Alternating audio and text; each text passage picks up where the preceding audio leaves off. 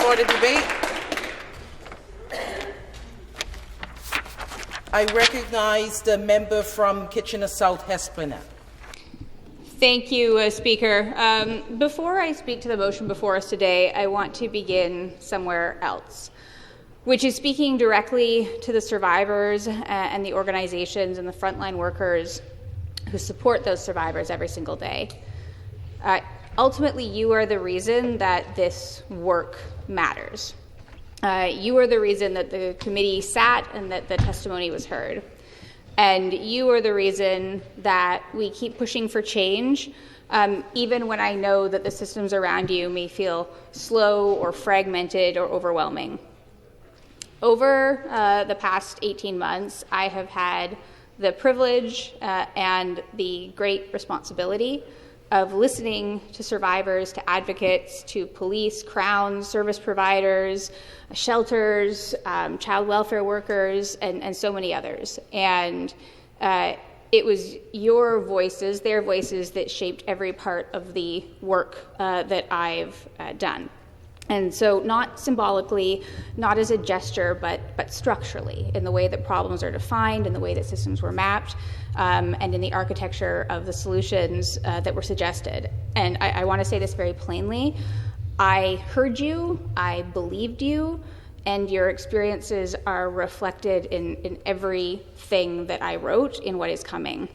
And that's why I need to be honest about why I'm not going to support the motion in front of us today. And it's not because I disagree with the importance of this issue. My entire career, 10 years before politics, was built on addressing these harms, and I only left that career to come here to the legislature to keep working on it. It's not because I disagree with the need for prevention or community supports. I agree wholeheartedly and have spent months building something that argues for exactly that. And it's not because I don't respect the passion of the people that this motion speaks of. I understand it. I understand the urgency and the grief and the desire to put forward something concrete. But this motion asks the legislature to agree to one partisanly worded plan as though it solves everything, and I can't support that because it doesn't reflect the full scope or complexity of what survivors in the sectors told us they need. And again, it's not that the ideas are unimportant, it's that they're incomplete. Survivors didn't ask us to just endorse one pre-written plan over another. They asked us to come up with solutions to fix the systems that are failing them.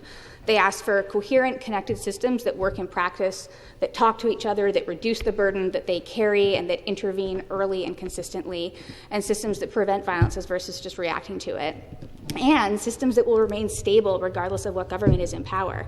And that requires more than endorsing any single motion. It requires a structural blueprint that talks about governance and prevention, justice reform, victim supports, coordination, funding, data infrastructure that can hold and support many good ideas, including those from advocates and opposition members. And over the last few months, that is what I have been building. Survivors told us they were exhausted by having to retell their stories, so we're talking about something that reduces that burden. Frontline workers told us that systems don't talk to each other, so we're suggesting a model that connects them. We've heard that they need stability, clarity, and a provincial structure that makes sense, and again, that is what the coming report strives to provide.